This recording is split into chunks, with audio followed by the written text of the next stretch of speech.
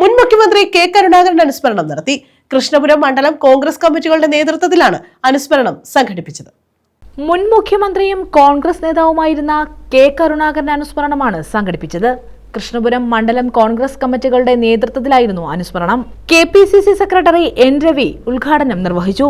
കേരളത്തിൽ ഇന്ത്യയിലും അറിയപ്പെടുന്ന ലീഡർ എന്ന് വിളിക്കുന്ന ഏക നേതാവ് ശ്രീ കെ കരുണാകരൻ തന്നെ ആയിരുന്നു. അദ്ദേഹത്തിന്റെ വേർപാട് ഇന്ത്യൻ നാഷണൽ കോൺഗ്രസിന് ഒരു തീരാ നഷ്ടം തന്നെയാണ്. നമുക്കറിയാം, 4 തവണ കേരളത്തിന്റെ മുഖ്യമന്ത്രിയായി പ്രവർത്തിക്കാനുള്ള അവസരമുണ്ടായിരുന്നു. ആ അവസരങ്ങളൊക്കെ കേരളത്തിന്റെ, പ്രത്യേകിച്ച് ആധുനിക കേരളത്തിന്റെ വികസനത്തിന് വേണ്ടി ഏറ്റവും കൂടുതൽ സംഭാവന ചെയ്തിട്ടുള്ളത് ശ്രീ കെ കരുണാകരനാണ്.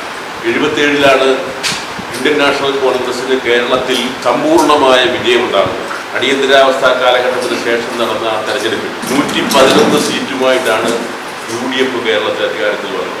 കെ കരുണാകരനാണ് ആധുനിക കേരളത്തിന്റെ ശില്പി എന്ന് പറഞ്ഞാൽ അത് കെ കരുണാകരൻ തന്നെയാണ്. കേരള സംസ്ഥാനം രൂപീകൃതമായത് മുതൽ ഇന്ന് വരെയുള്ള മന്ത്രിസഭകളുടെ ചരിത്രം എടുത്ത് പരിശോധിച്ചാൽ ഏറ്റവും കൂടുതൽ വികസന പ്രവർത്തനം നടത്തിയിട്ടുള്ള കരുണാകരനാണ്. മണ്ഡലം പ്രസിഡന്റ് K പത്മകുമാർ അധ്യക്ഷത വഹിച്ചു.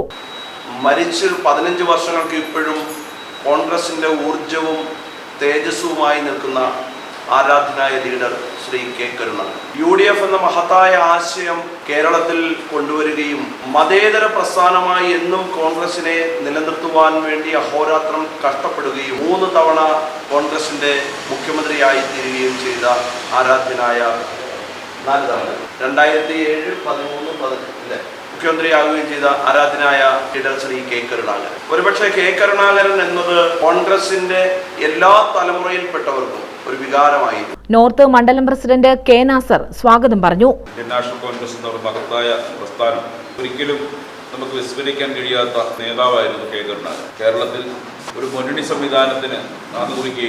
തണ്ടളത്ത് മുരളി, ഹബീബ്, അജി ഗണേഷ്, ജെസി കോശി, KM ഷെരീഫ് കുഞ്ഞ്, ശിവലാൽ, വയലിൽ സന്തോഷ്, നവാസ് വലിയ വീട്ടിൽ, അഹമ്മദിലഞ്ഞി, റഷീദ്, ജഗദീഷ്, പ്രസാദ്, മഞ്ജു, ദയാനന്ദൻ തുടങ്ങിയവർ പങ്കെടുത്തു. News bureau, Kayamkulam.